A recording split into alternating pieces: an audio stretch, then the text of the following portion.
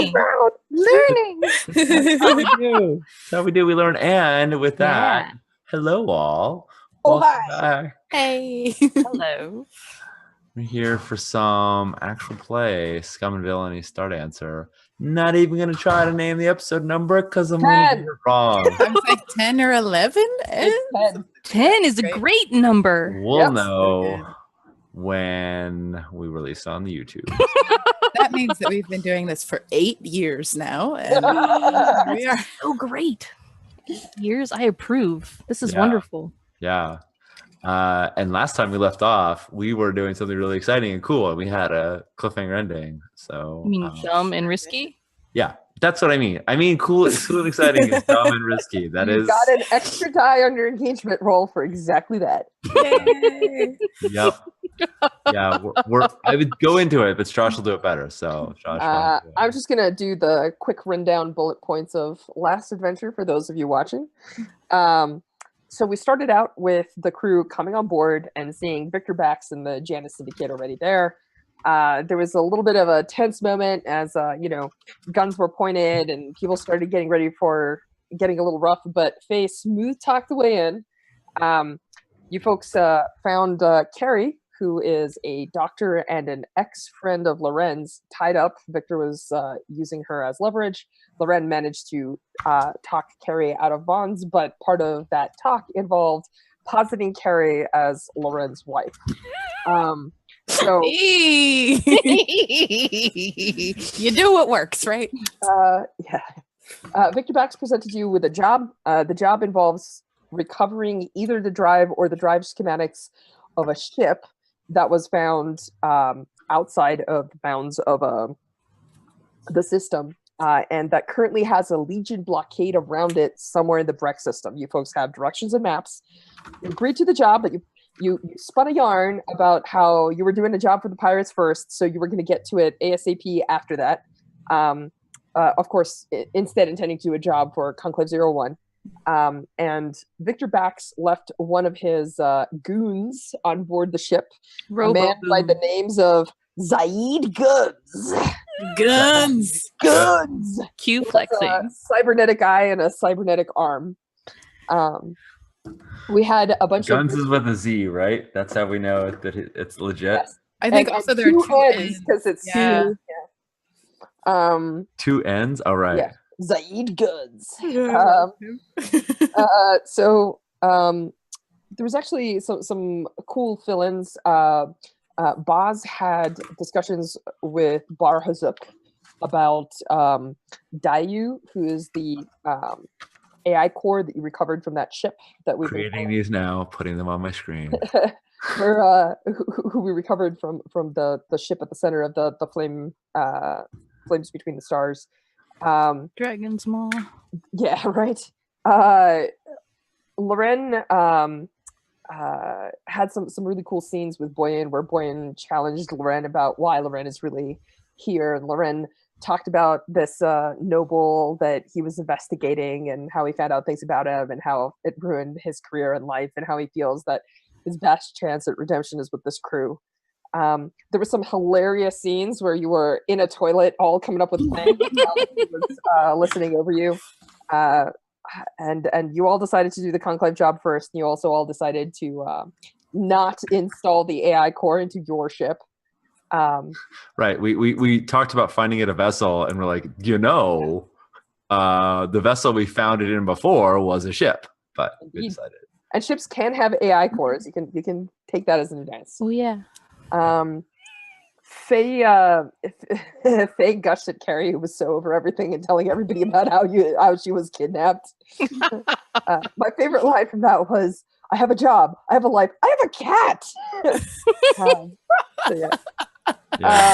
Faye's kind of young. No.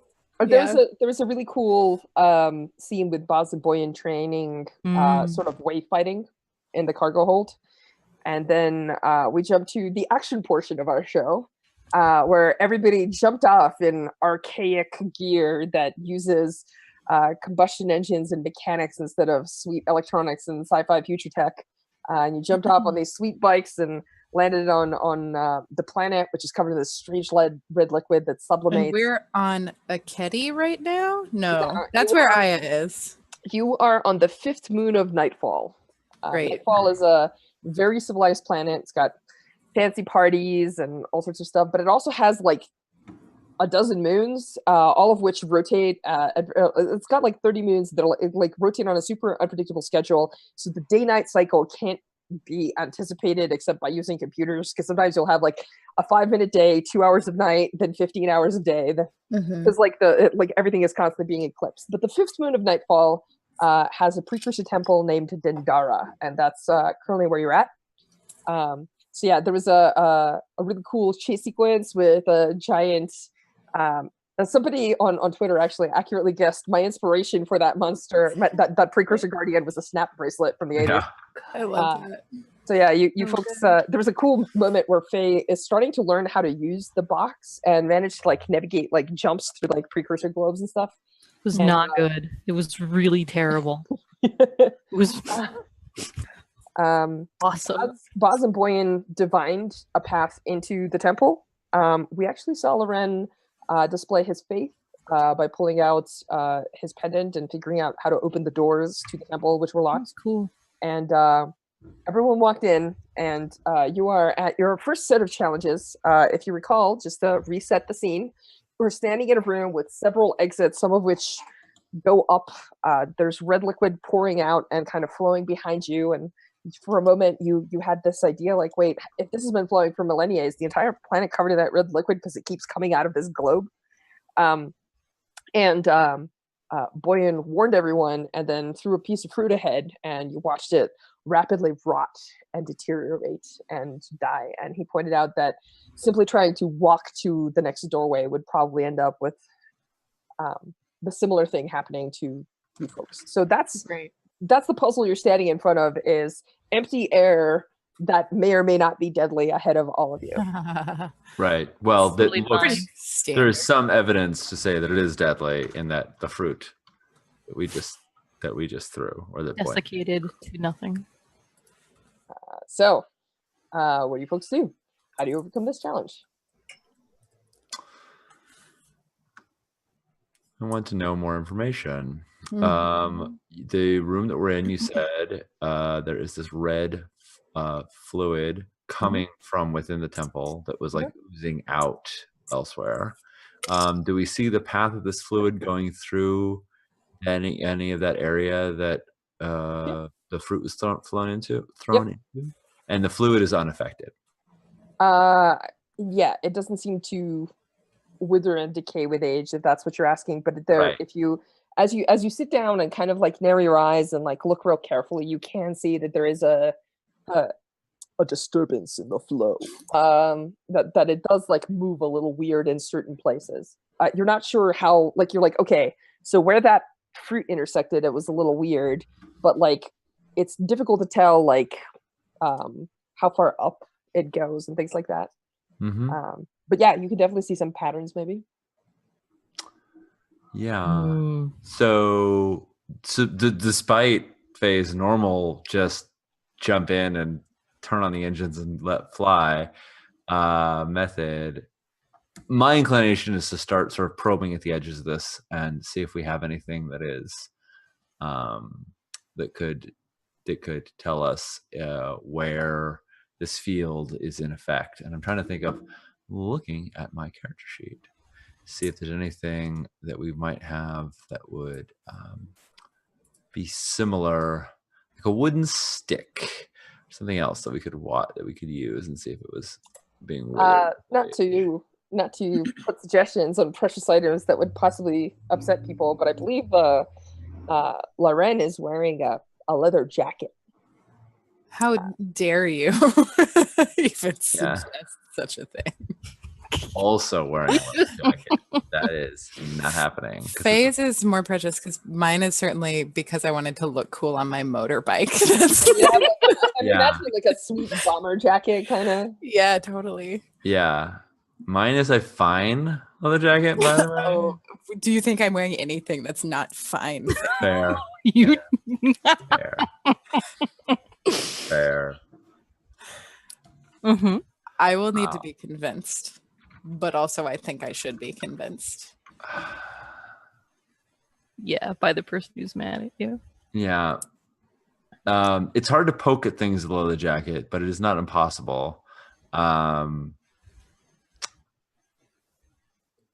know what? I'm gonna pull up the Scum and Villainy doc real quick and see what some of the equipment that we have is.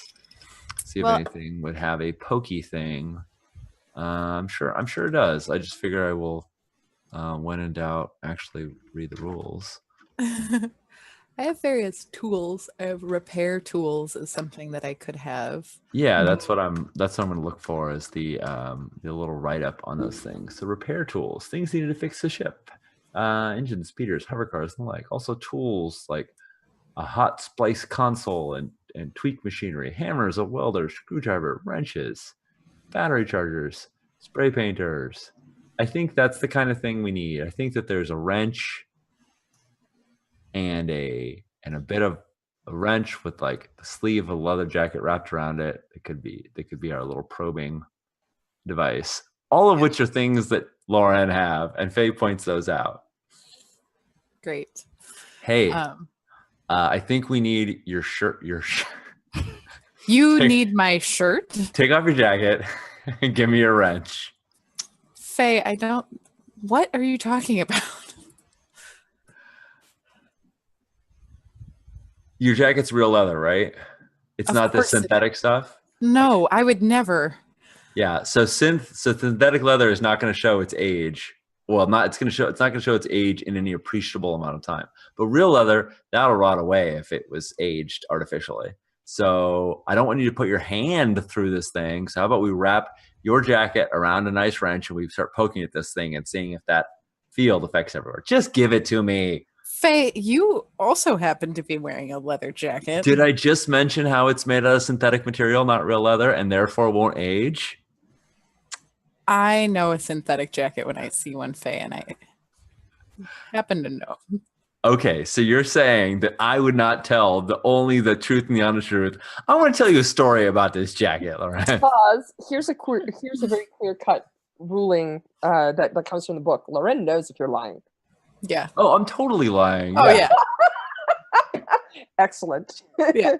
Which I know, and I don't need your story. Right. But yeah, I think I'll cut you off, and I'll be like, I know it's leather.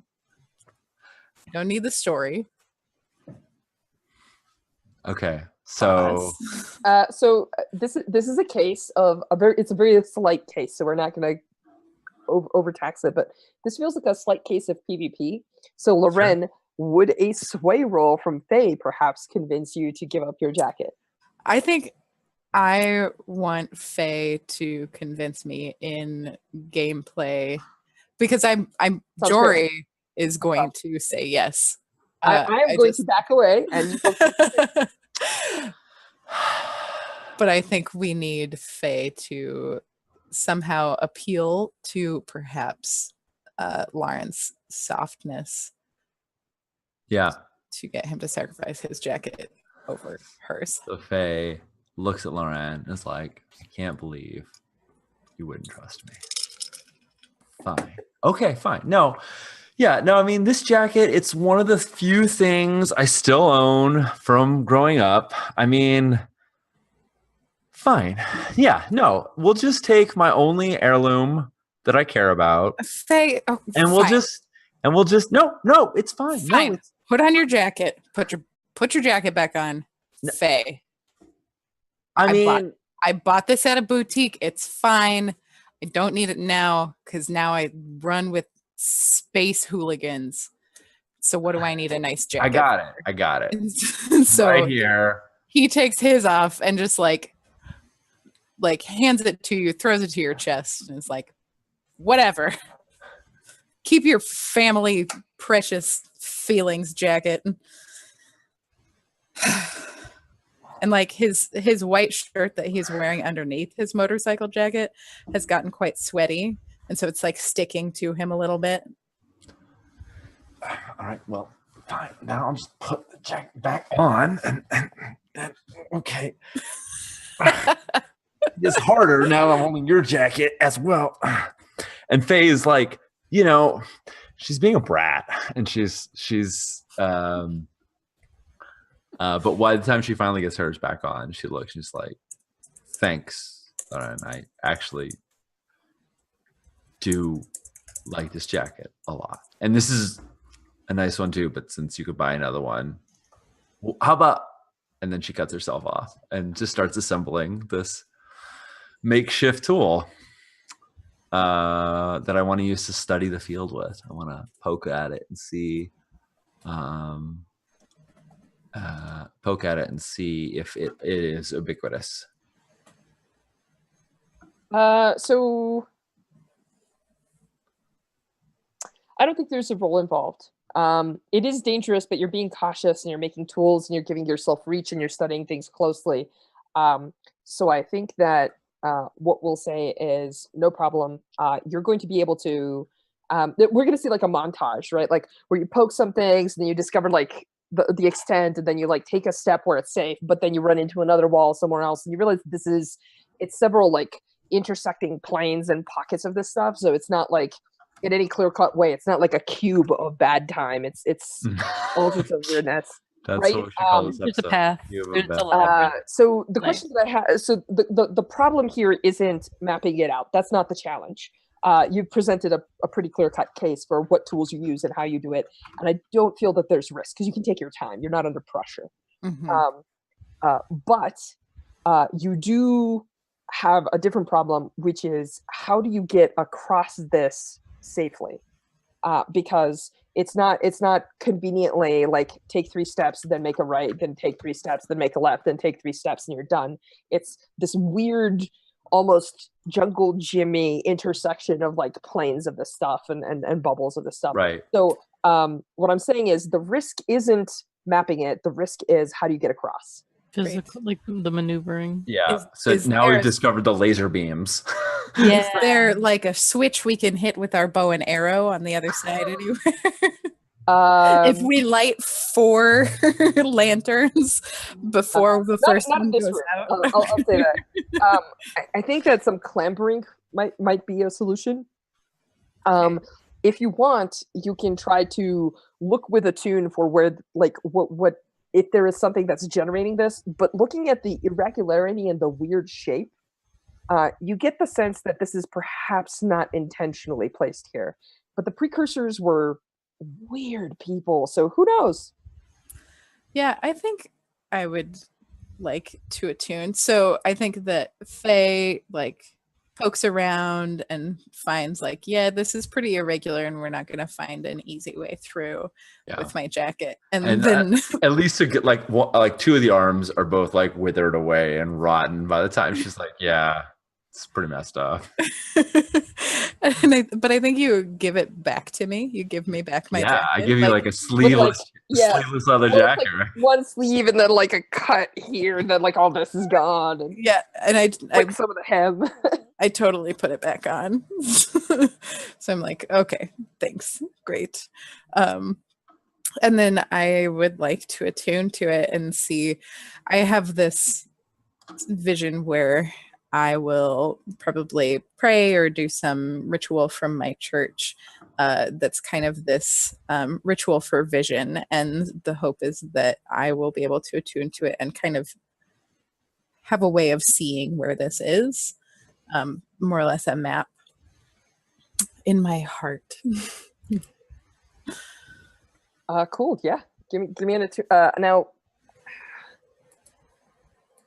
Let me be clear with you. Are you trying to figure out what the source, like what's generating these fields is, or are you trying to like somehow control them and shut them off temporarily, or like what are you trying to do here?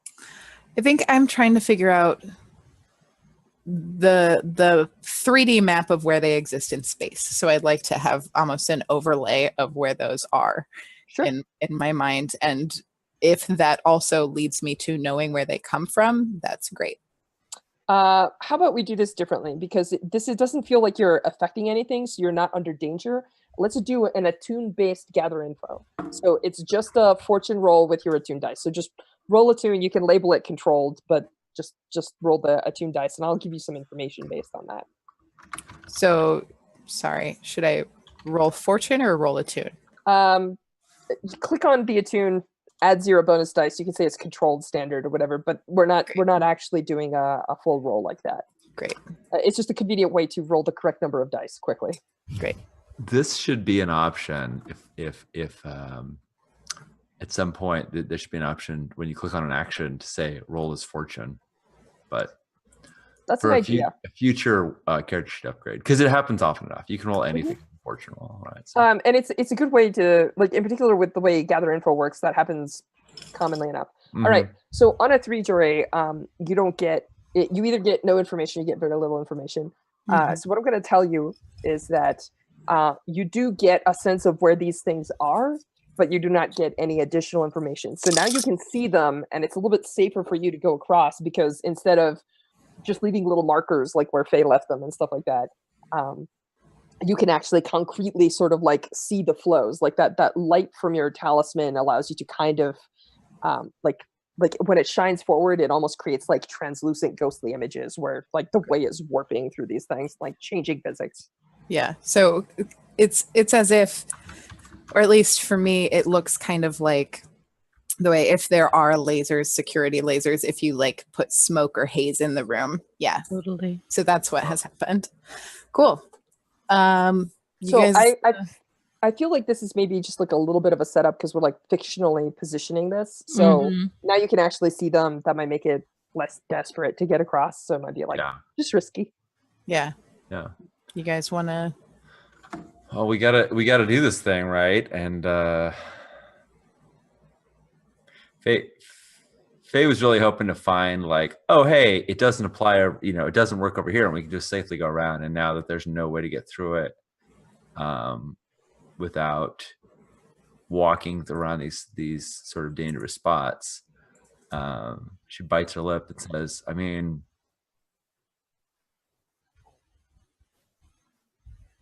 there's no sense in all of us going. Why should we not all go? Because we could all die. Yeah, what Boz said. None of us are going to die. None of us can die. It's not going to happen. It's not acceptable. It's a nice theory. We're all going to go. We can see where they are. Seems fine. I'm not going to leave you behind.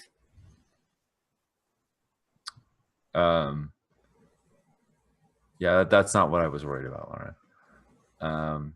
And Faye is like half a tick away from just bolting and like, I mean, like, I'll do this, but last time she did that, like just a minute ago, it kind of ended disastrously. She's really inclined to be like, I'll figure it out, and doesn't want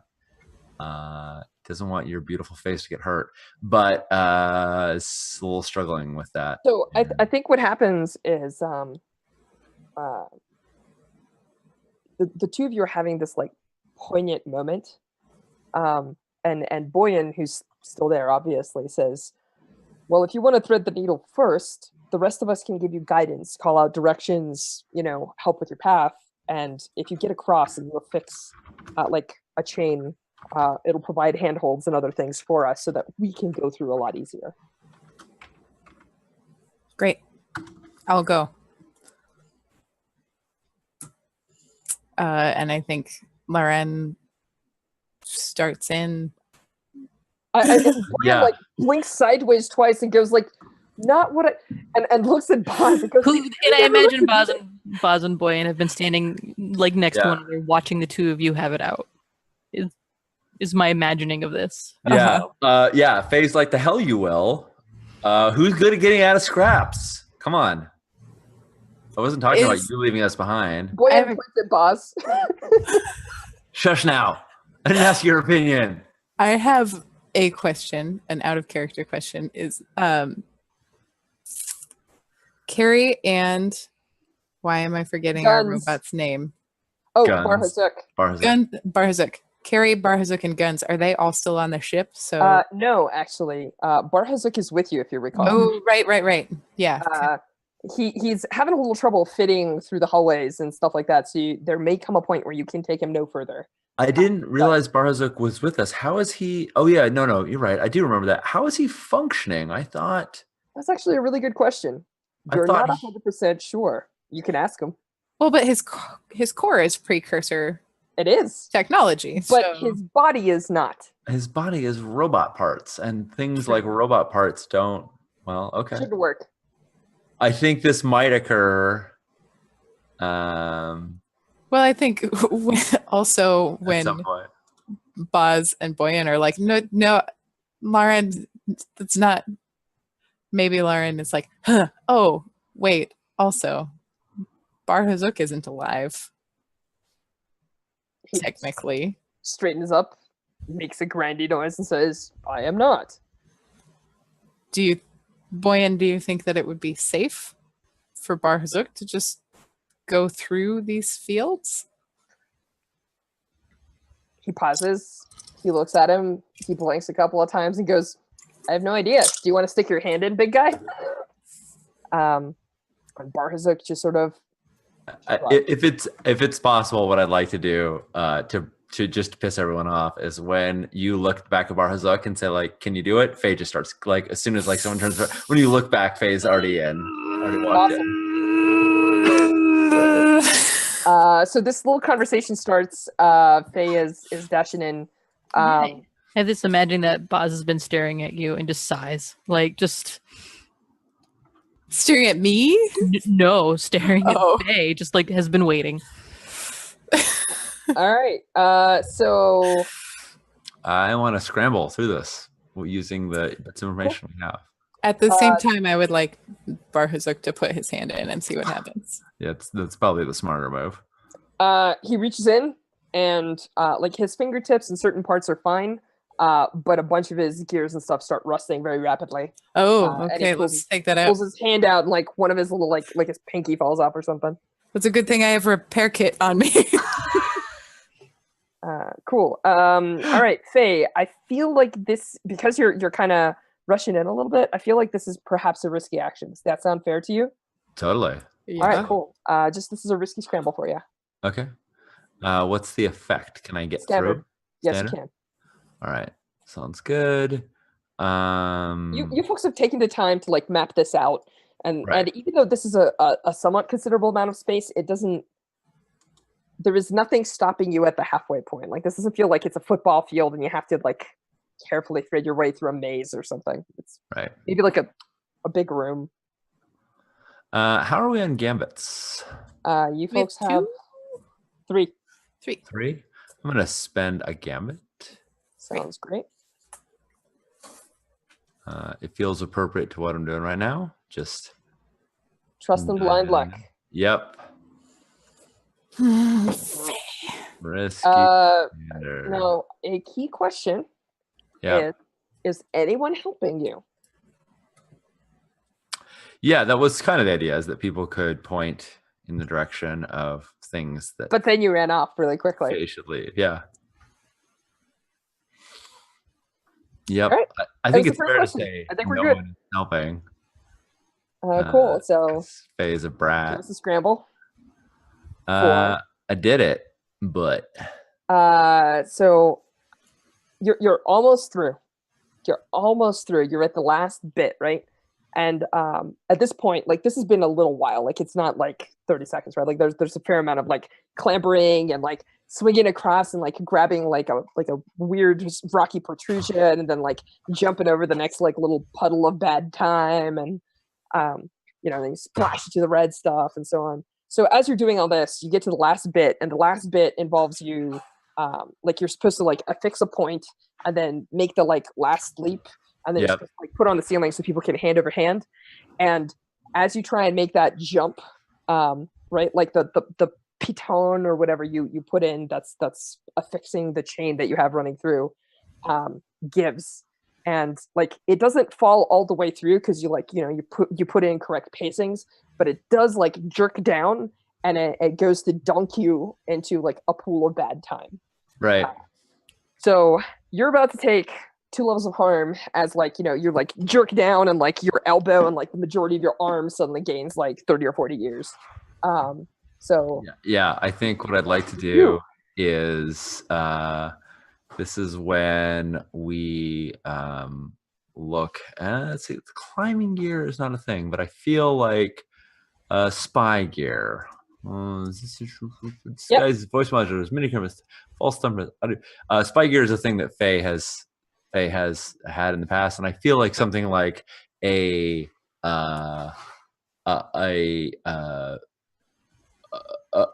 grapple that she could throw out to catch a ledge would not be outside of. I think it's reasonable. Yeah, that sounds fine. Right. So this sounds like you see yourself falling, and you're trying to wrap this around a thing. Yep. So I like there's a cord, and I just whip it out and like lash it around, almost like a whip or something else that I'm going to lash around the one of the overhanging beams, and knowing that it's probably going to age out and rot away, but just long enough to keep me from dipping down. Cool. So this is like one of those things where we see you like hand over handing, and like we see it like fraying, and then hand over handing, you see it fraying, and then it like cracks, and then you just jump to the other side or whatever. Cool. That's my hope. Give me a. Yeah, that sounds fine. Just prowess resist. Cool. And hopefully this doesn't stress me out. 0 it stress. Does not. You totally wiggle your way out of a terrible situation, and then you tie it like you tie the remainder, and you like pull it through and like affix it and get everything ready. Cool. How is everybody else getting across? Well, currently, I think Lauren is sweating profusely and yells across, "I hate you, Faye. I hate you so much. Don't ever do that again." And Faye, who is also now at this point sweating because she's been doing all this climbing and scrambling and tossing.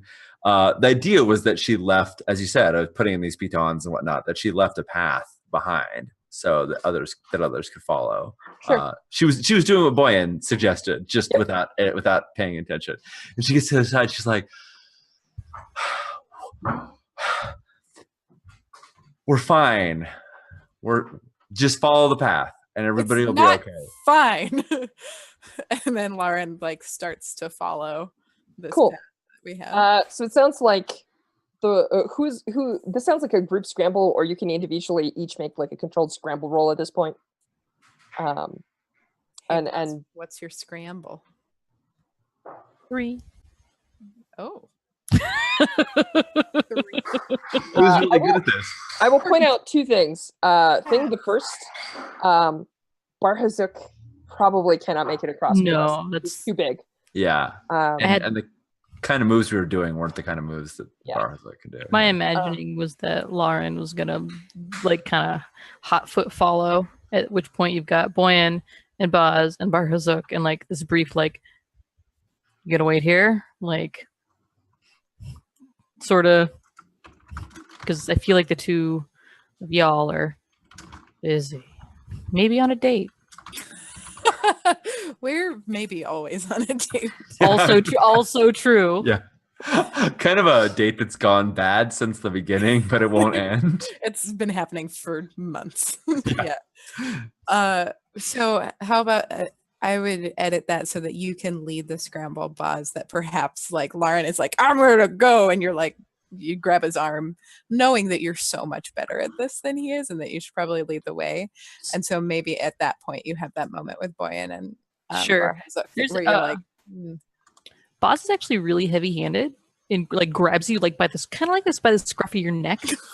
Oh, it's like, "Stop and wait," and like turns and has this conversation with Barhazuk and Boyan.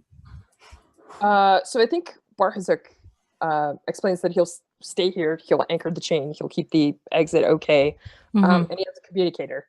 That's kind of where he stops for right now. Great. Boyan's just like, "Yeah, I can do this, no problem." Who wants to tank this if this is a group action? Who's leading the action? It sounds like Baz, but I'm asking. I think so. Yeah. It sounds like the thing. Yeah. Yep. So Alright, this, cool. I assume, is risky. No, it's controlled actually because Faye established the path and provided Okay. you with some handholds. Mhm. I think my action was basically a setup action for everybody. Basically. Sure. And then there's that. Plus, you've got Mystical Way, Hooplas. You've got your Rave Party Cloud Seeing. My rave party cloud seeing. Yes. Someone was talking in chat about it being a rad rave. So, Yeah. yes. True. I like it. All right. So scramble and controlled, and effective standard, and in no bonus dice at this point because we don't get bonus dice for being cranky. True. Correct. Boz anchors. So, Hell yeah. Boz, you're going to take 1 stress from Loren. Great. There's a moment Sorry, where bro. Loren gets in trouble. No, it's fine. There's a moment where Loren gets into a little bit of trouble, but you manage to pull everything through. What does that look like, the two of you? I think I just slip. I think I kind of like reach for Some of that red something. liquid? Yeah, I reach and like don't quite grab it, and so I'm still hanging on with a hand, but I had this moment where I'd like almost switched my weight and Sure. And then it doesn't, And that then Faye transition yells doesn't work out. really loud, Lauren, as he slips, because she's watching this. She can't do anything. I mean, Sure. she can hold one end, but that's all she can do. Is Sure. yell And Basil louder than she very- probably should. kind of like almost in a like a striking fashion, like grab you and will like, it's not merry, it's not happy, right? And it's gonna leave bruises, right? And like stable, like wait for you to stabilize. And I assume like around like a wrist or an upper arm, depending on whatever limb is convenient to keep you from going anywhere other than onward.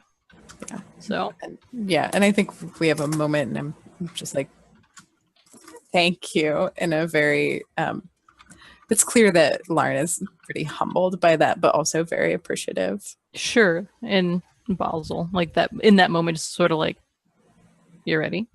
Yeah, it's fine. Stop yelling with each other. It's really annoying. I can't make any promises. You'll get us killed. Don't do it. And then Basil keeps going. Yeah. Great. Cool. So if this were a D&D adventure, we would go room by room and we would make a roll for like everything. But because this is not necessarily like a very, old school adventure, we're gonna skip over certain portions that we can kind of see how you folks get across fairly easily, and we'll stop at a couple of key points where there are some like interesting complications that don't have obvious solutions, or that you folks may innovate or kind of figure out some cool stuff, like where we showcase you. So I'm just gonna put a couple of I'm gonna describe like the montage, and then we're gonna get to a room and we'll do a thing. I'll do a little montage, and again. Right. So Love it. like you folks are, like we see you like a top-down shot of like a room where the doorway that you're walking through comes out onto a ledge, and there is you actually see like on the ground below you there's like a significant drop, and then you see like a couple of skeletons of people that had attempted to come in here but didn't quite make it across, and we see like another ledge like on the other side, so we see like you folks jumping across and like pulling a rope and anchoring it and then like swinging by and everything. We need a hook shot. Yeah, right. You need the hook shot. Except the hook shot might be like somebody getting like a leg lift and like a little jump over or whatever. And it's obvious that like a portion of this has crumbled and fallen down. You can actually see like the stone below and whatnot. Yeah, right. So you're like, too bad we don't have the hook shot, but we have strength and jumps. We have friendship instead. Right. Friendship. I think this is metered, is filled with lots of meaningful looks, as well as like we go to give that like foot up, and it's like because we just got through that harrowing experience where perhaps both Faye and or Lauren could have fallen in, and yeah, and I think there's like a moment where Lauren gets to help Boz with something in this Totally. way. Love it. Awesome. So maybe like Loren is anchoring the rope because Boz like is holding it on the back end, and then like Boz swings below and has to like climb up the rope. Boop, Like Loren helps and offers a hand or Super something. good. Mhm. Yeah. Love it. Cool. So the next room where we're gonna pause for a second is you get to a room, and this room is taller than you expect. Like you walk in and you hear Boyan give out a low whistle, and you're like, "Wow, fish people can whistle." But the ceiling goes further up than this structure looks like it could contain from the outside. And what you see is in the center of the room, there's like a big hole in the floor, and beneath the floor, there is something that is producing vast amounts of white light. And there is a structure growing from the center of the room. It's made of stone, so how the hell anybody grows stone, you have no idea. And there's channels in it like circuitry, except that instead of electricity, that red liquid is flowing upwards, and it glows a bit like circuits, like it pulses, almost like it's taking that glow from below and somehow pulling it upwards. You're not sure why. There's dozens of little islands and rocks. This stuff seems to be made of like whatever this stone was grown up out of. There's little floating islands also leading up. And around you, there are these big circular kind of like stone rings placed periodically on the walls. And as you watch, one of them kind of like flickers and statics, and then like an image appears. And for a split second, you're like, oh, wow, that looks like a place we may have seen. Like it looks a little bit like the terrain that you saw on Indri, but there are no buildings and there's no civilization. And then, you see the thing like futz out and then vanish. So anyway, this room doesn't have any further exits, and the only path really seems to be up. But it involves these like weird little floating islands that are rotating around that central stone pillar. And that's kind of the scene that you're in. Wild. Yeah, yeah, cool. Faye looks around and wonder. Oh yeah. I think we have the moment, like the camera comes in with us from the back, and then you kind of see us all look up, you hear that whistle, and then the camera pans around to the room so that we can see this whole situation. And there is this moment of quiet awe with all of us. I feel like it was like the very first few minutes of Lost in Space, the reboot, where they're like discovering all this stuff, and everyone's just like, this is so amazing and crazy and weird. And then the action sequence happens and they're all running in for the rest of the movie. But like that like this isn't anything any of us have seen before. Sure. I mean, not that the last thing was, but that was just death, right? this is like, whoa, what are these images? There's an implication of life, right? Are any of the floating rings close enough, or do they float close enough that we can grab them? We can sure. touch them. Yeah. I'm curious if they have any sort of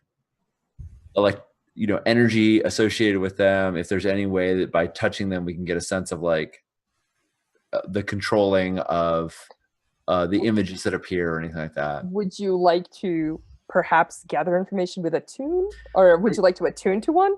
I think so, yeah. Not that Faye has any idea what she's doing, but she's not leaping out or anything like that. This is part of like the wonderment. So she's not gonna like be like, I will control you and figure this thing out. But she's just really curious. And yeah, sure. Touches one. So we see her walk up and reach out towards one, much in the same way that she walked up to and reached over to the black box that was in the other ship. Yeah. And what's the place for me? Yeah, I'm gonna go ahead and. Does anyone want to join me? Because this is a moment where Faye isn't like racing ahead. She's walking slowly and like a child, curious rather than like someone jumping.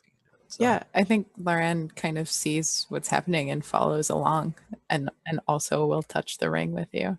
Cool. Let's make a group action. Oh, would you all like to attune to these? Yeah. I think that's all right. Yeah. Feel free to roll attune, folks. Is this a fortune roll or just an action roll? This will be an. You don't really do group actions on gather info per se. So let's just say that this is a controlled action for now. Cool. Great. And Faye is leading, or? Yeah, I think I described myself doing it. So yeah. Yeah. Sounds good. True. All right.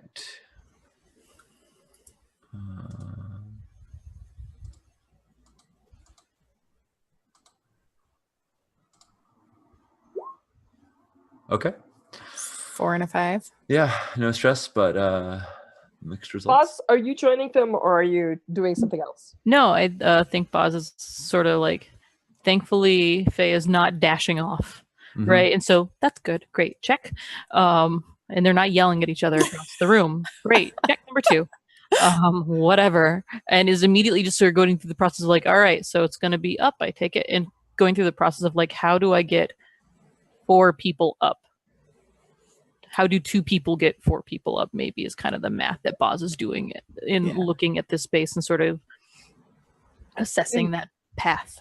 Also, maybe because if you rock climb, when you look at your route on the wall, they're called problems, and so you kind of do some mapping in your mind of like, okay, if I put my foot there, then the hand goes there, and I can put the weight there in this way. So I think you're probably doing those kinds of calculations where like that we could hop, that there we go, that gets us this far, and then it's a dead end, and then like totally. And like trying to sort out a maze. But and did I hear correctly that we've got some platforms are in motion?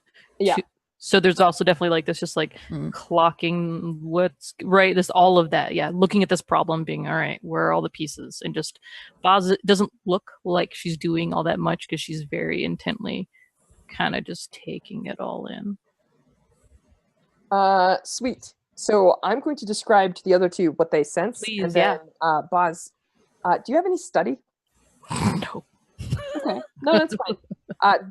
This is going to sound really, really, really weird. But I think that there's a case to be made about maybe doing like a fortune roll with your scramble dice to see if you can map out something. I was just gonna say, in the case of like you can use scrap which is what you use to Size shoot up an opponent. to like know about a gun or to like know what somebody's like. Exactly. And I feel like you can use your mountain climbing skill to know about routes and climb. Yes, that's exactly it. Good call, Sean.